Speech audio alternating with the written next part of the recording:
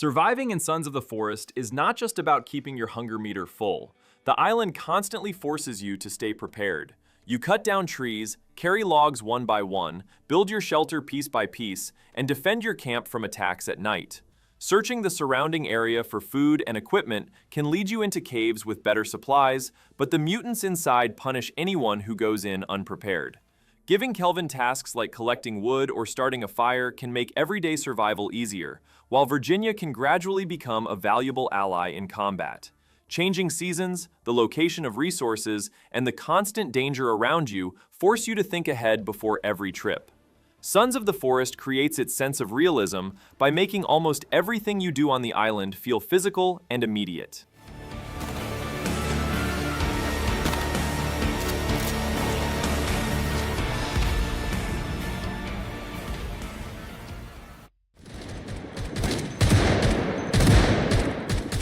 Project Zomboid does not test how powerful you are in a zombie apocalypse, but how long you can survive without making a serious mistake. Hunger, thirst, fatigue, injuries, and illness are constantly part of the equation, while a single bite can bring an entire run to an end.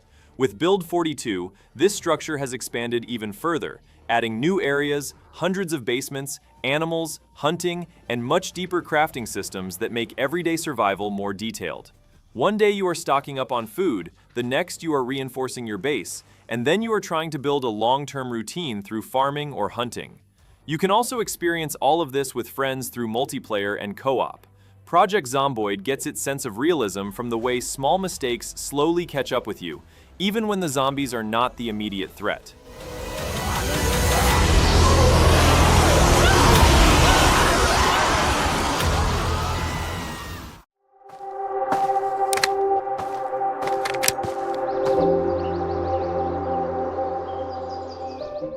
Road to Vostok is less about simply entering a firefight and more about how well prepared you are before it begins. In a post-apocalyptic region inspired by the border between Finland and Russia, you need to carefully plan every trip while gathering food, equipment, weapons, and ammunition. Loading magazines in advance, carrying the right gear, and deciding what to leave behind may seem like small details, but they can make a huge difference once combat starts. As you move through the region, you try to cross the border and reach the Vostok zone, where death can have much harsher consequences. The permadeath system puts everything you have collected at risk, making even a single poorly prepared journey costly. Road to Vostok creates its sense of realism not through spectacle, but by making the preparation before every firefight genuinely matter.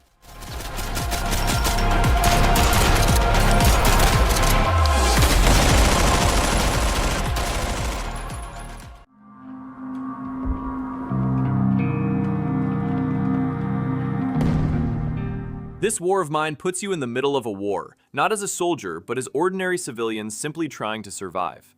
During the day, snipers usually force you to remain inside the shelter, where you prepare food, treat injuries, and try to keep the shelter running with the materials you have. At night, you need to venture into dangerous parts of the map to search for medicine, food, and supplies. The real pressure comes from the fact that there are never enough resources for everyone. Feeding one character can mean leaving another hungry, while stealing from someone else can damage the group's morale. When hunger, illness, injuries, and depression begin to pile up, even a small decision can affect the entire group. This war of mine finds its sense of realism not in the heroic side of war, but in the difficult and uncomfortable choices civilians are forced to make.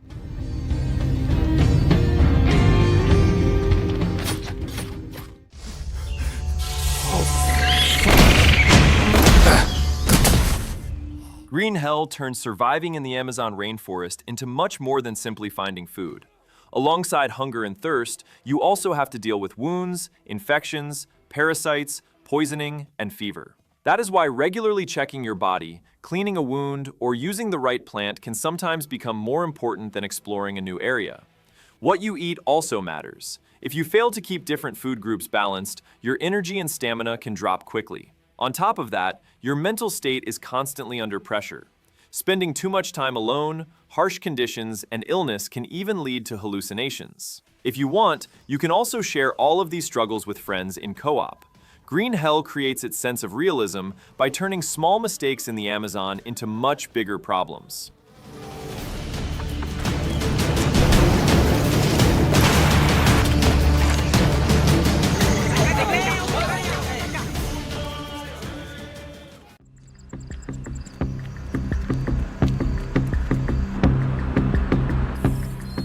DayZ is an open-world survival game set after a zombie apocalypse. As you deal with the infected, you search for food, clean water, medicine, weapons, and equipment. But the biggest danger often comes from other people. Hunger, thirst, blood loss, illness, and body temperature all become problems you need to keep under control, while getting soaked in the rain or drinking contaminated water can make things even worse. The better your gear gets, the stronger you feel, but you also have more to lose. Never knowing whether another player will help you, offer a trade, or attack you outright keeps every encounter tense. That is exactly what makes DayZ feel so realistic. Survival depends not only on finding resources, but also on knowing who to trust and when to back away.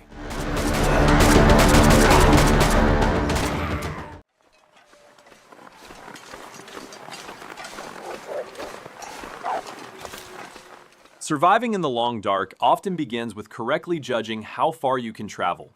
Cold, hunger, thirst, and fatigue are constantly putting pressure on you, while carrying too much weight slows you down, and bad weather makes the journey back even harder. You search abandoned cabins for food, medicine, clothing, and tools, while thinking about how long you can safely stay outside. Wolves can follow you across open ground, while running into a bear can have serious consequences if you are unprepared. Animals like deer and rabbits can provide food and materials, but hunting them also takes time, energy, and equipment. Starting a fire, staying dry, and finding a safe place to spend the night can often matter more than collecting another item. The long dark gets its sense of realism from the way these small calculations directly determine whether you survive.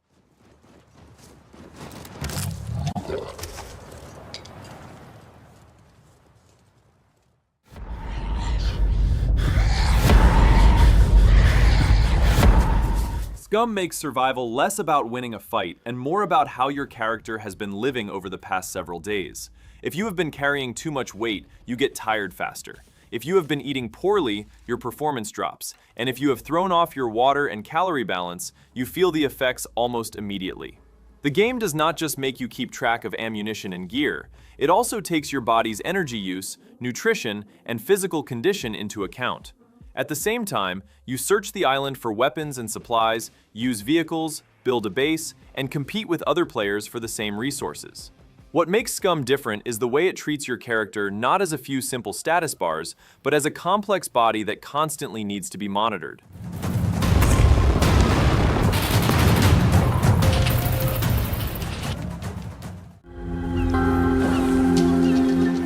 Stranded deep does not become dangerous only when you are stranded in the middle of the ocean. The real struggle begins once you reach land.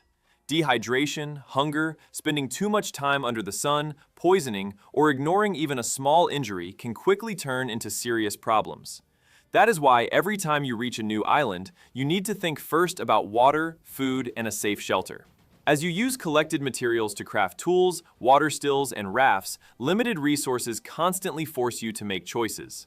Traveling to new islands can lead to better supplies, but it also brings the risk of sharks and getting lost at sea.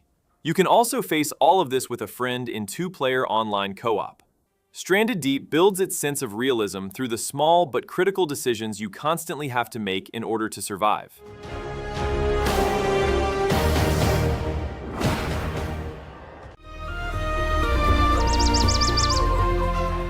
Surviving in medieval Dynasty is not just about finding food and making it through the night.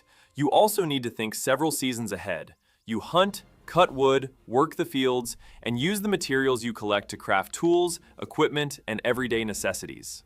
Starting with your own home, you gradually build an entire village, while hunger, thirst, temperature, and changing seasons directly affect your daily work.